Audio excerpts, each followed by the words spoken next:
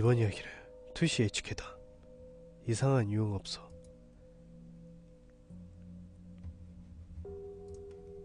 내가 20살 때 이야기다. 나는 당시 유흥업소에서 일하고 있었다. 그곳에는 나 이외에도 점장과 Y씨, K씨라는 남자 사원이 있어서 나름대로 즐겁게 일을 하고 있었다.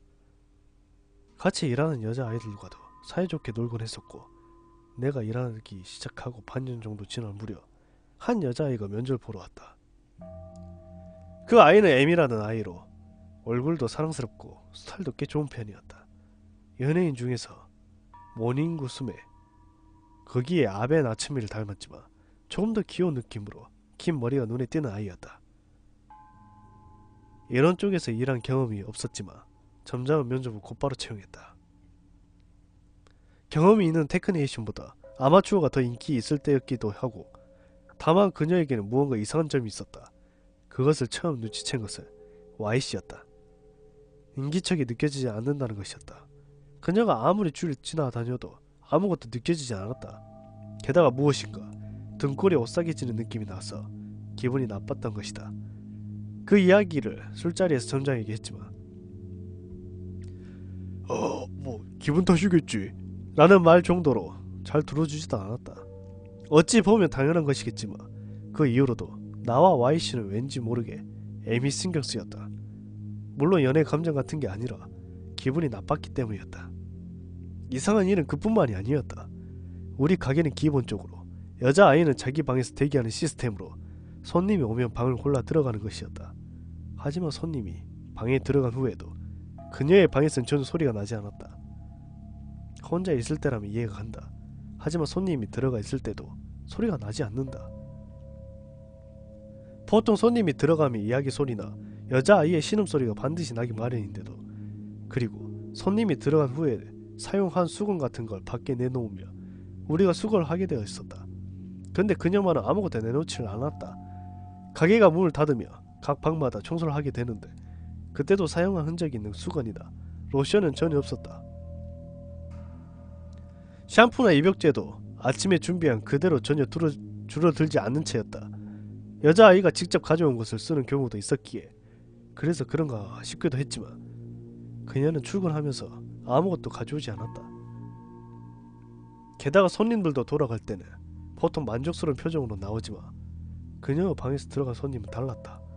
처음에는 귀여운 외모로 보고 들어갔지만 나올 때는 왠지 죽은 물고기 같은 눈으로 공허한 표정이었다. 전혀 생기가 느껴지지 않는 것이다. 게다가 단골 손님이 전혀 없었다.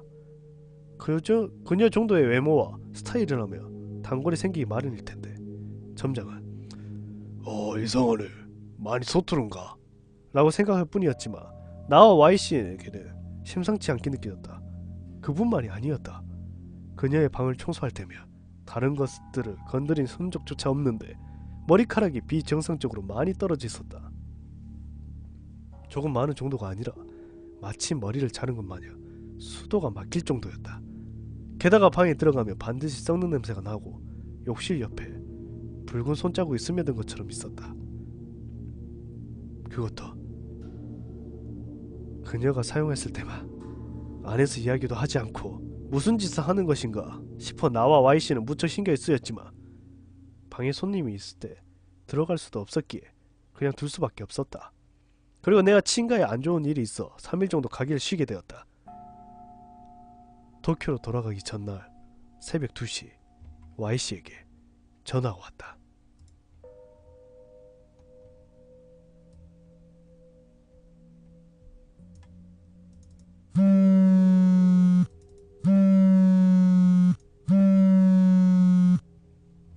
어째서인지 목소리가 무척 떨리고 있었다.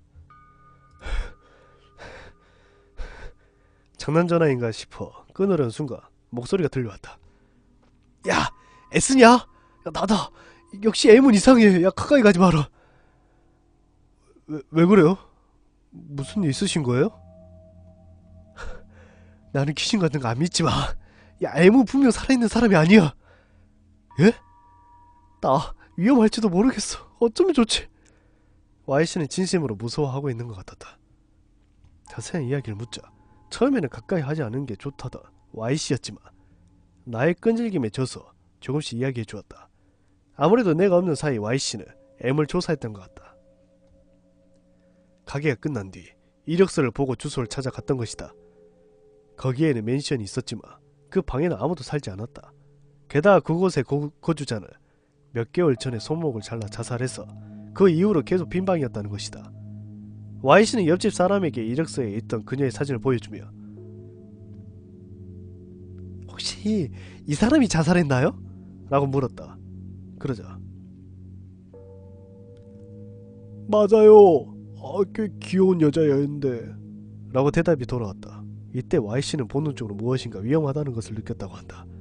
그리고 다음날 그는 결국 그녀의 방을 들여다보았다고 한다. 나 봐버렸다고 솔직히 후회하고 있어. 에? 뭘 보신 건데요? 나는 뭔지 모를 공포에 휩싸여 목소리가 떨리고 있었다. 야, 알았지?